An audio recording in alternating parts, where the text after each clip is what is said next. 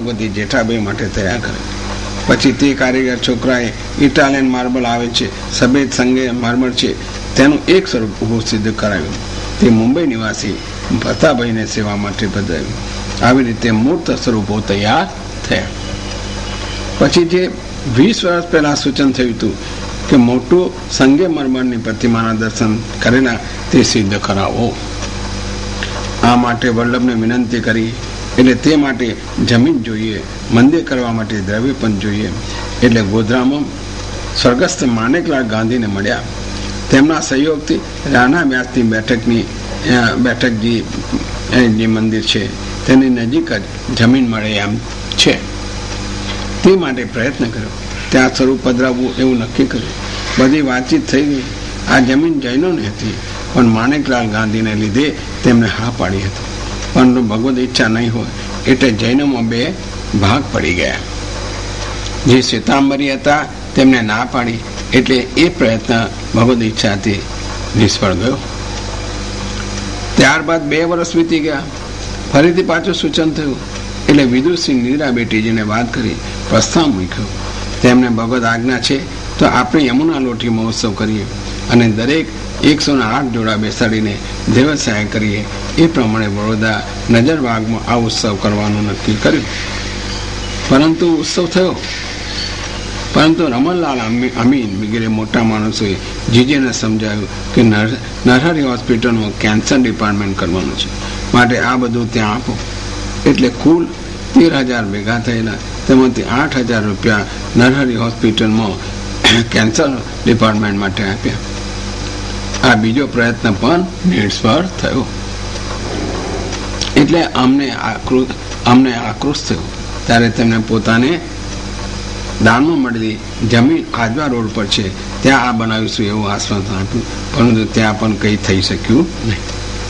આમ 2 પ્રયત્ન નિષ્ફળ જતા વલ્લભને વિનંતી કરી કે તમે સૂચન કરો છો પણ કાર્ય સિદ્ધ થતું નથી, તો હવે શું કરીશું?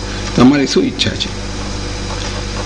ત્યાંના જવાબમાં દ્રવ્ય સહાયમાં તારી પાસે શું નથી? હવે સંખ્યા જ બનાવો. એટલે સંખ્યા અમારા કબજાની જમીન પર મકાન બનાવી તૈયાર કરાવી. હવે પ્રશ્ન, આટલું મોટું પ્રતિમા સ્વરૂપ જયપુર તરફ કરાવવાનું હતું તે કેવી રીતે થશે? એટલે જયપુર જતા પહેલા અમે 3 જણ કિશનગઢ ગયા.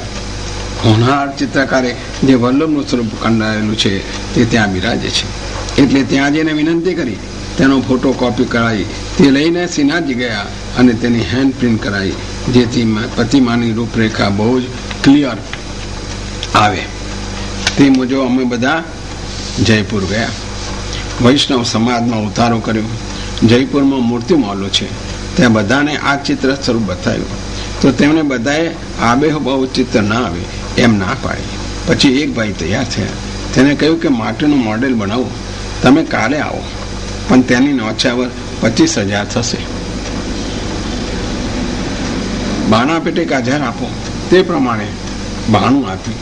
બીજે દિવસે ત્યાં ગયા તો તે જે હસ્તથી પ્રવચન કરે છે તે અધ્ધર રહ્યો નહીં અને અમારા દેખતા છૂટો પડી ગયો.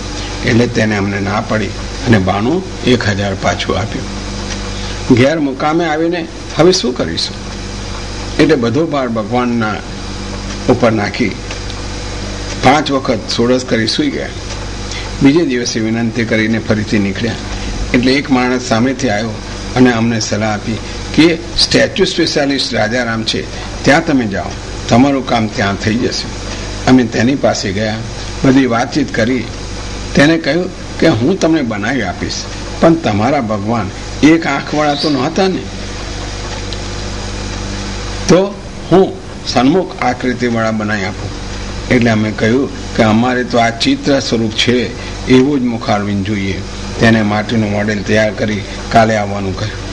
બીજે દિવસે અમે ત્યાં ગયા, થોડો ફેરફાર કરાયો, ફોટો પાડ્યો, ચિત્ર સ્વરૂપ જોડે સરખાવી જોયું, પછી ઓર્ડર આપ્યો અને કહ્યું કે શું નોછાવર લેશો?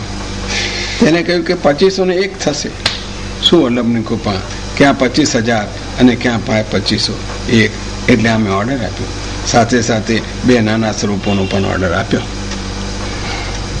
ત્યારબાદ અમે દાહોદ આવ્યા. પરમ ભગવતી ચંદુભાઈને બધી વાતચીત